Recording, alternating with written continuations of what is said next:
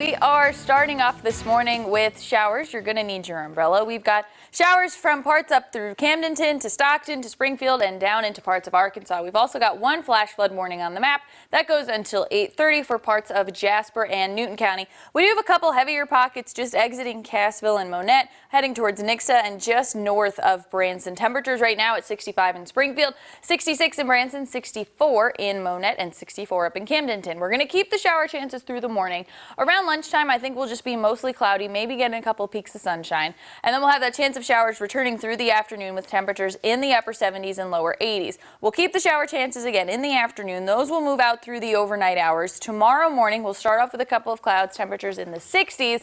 And then those clouds are going to move out, and we're going to have temperatures in the middle and upper 60s with plenty of sunshine. We're going to keep increasing our temperatures through the day. Friday, check it out, 90s for the first official day of summer. We're going to keep the 90-degree temperatures through the day. Saturday, shower chances do return for Sunday and Monday. Temperatures will be a little bit cooler in the lower 80s.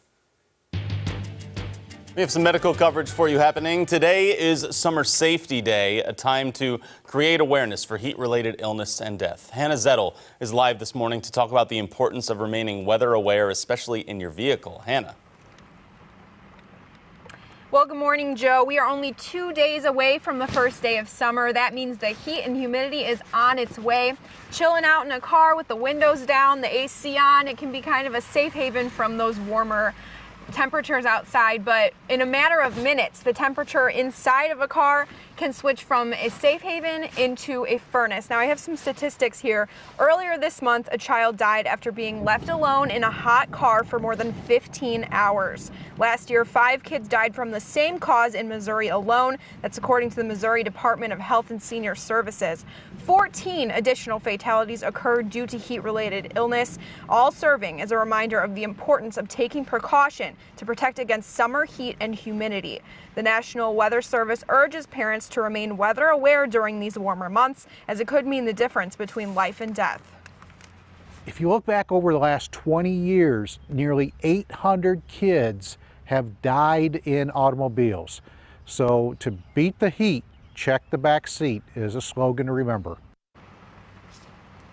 Now, even if it is a cooler day, experts say that the temperature inside this car can increase by 20 degrees in only 10 minutes. So no matter what temperature it is outside, do not leave an unaccompanied child or pet in a warm car. Also, if you do have yard work to do, you want to go out on the golf course, do it in the earlier hours of the day or maybe after the sun has set to kind of keep you safe from that extreme heat. And always wear sunscreen, because sunburn will increase your body's temperature and you'll be even more susceptible to heat-related illness. If you follow these tips, you should be pretty safe. But again, today is Summer Safety Day. We're just creating awareness for heat-related illness and death.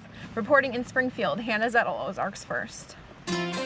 Moving to a traffic alert now. In August, the Highway 65 rebuild project will start, so different parts of the highway will be closed during this. Want to just clue you in on it. August 4th, it'll repave southbound lanes from Sunshine to Battlefield.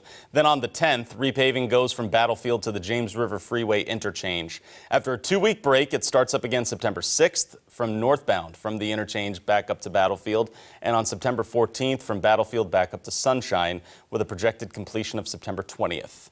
Tomorrow from 4:30 to 6, MoDOT will hold a public information meeting at Fire Station 12. They'll have the details as well as alternative routes. All this info is also on MoDOT's website for you.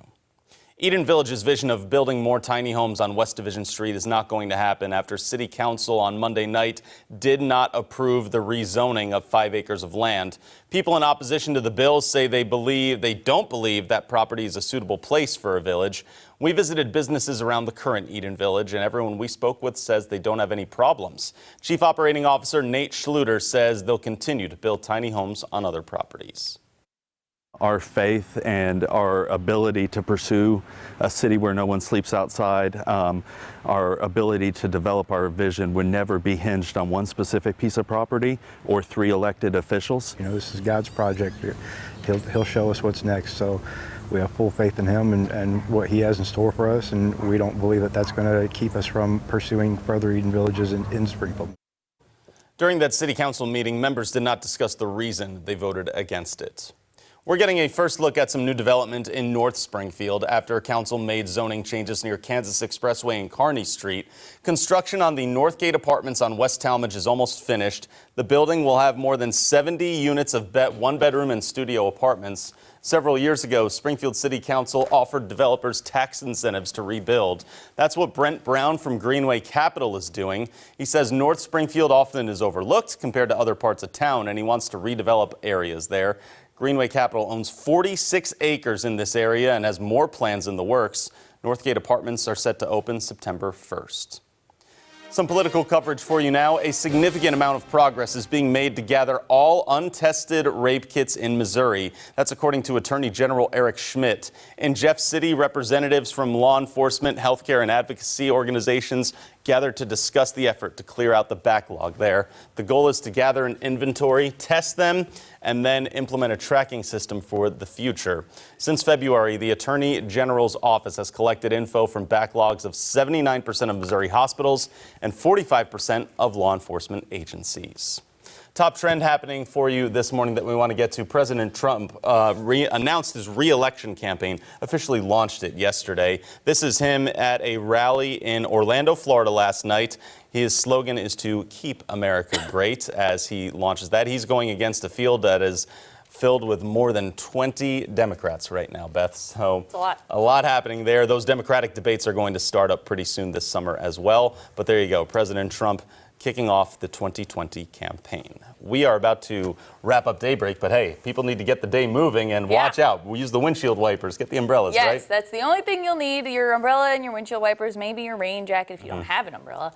We've got scattered showers out there now. We're going to keep the scattered showers through the afternoon. Good news is more sunshine on Thursday and Friday. Temperatures in the upper 80s, hitting 90 by Friday for the first official day of summer. All right, sounds great. Thank you, Beth, and thank you for starting your morning with us here on Daybreak as we took a look outside of Springfield. Oh, gloomy. Yeah. All right, everyone. We'll see you back here soon.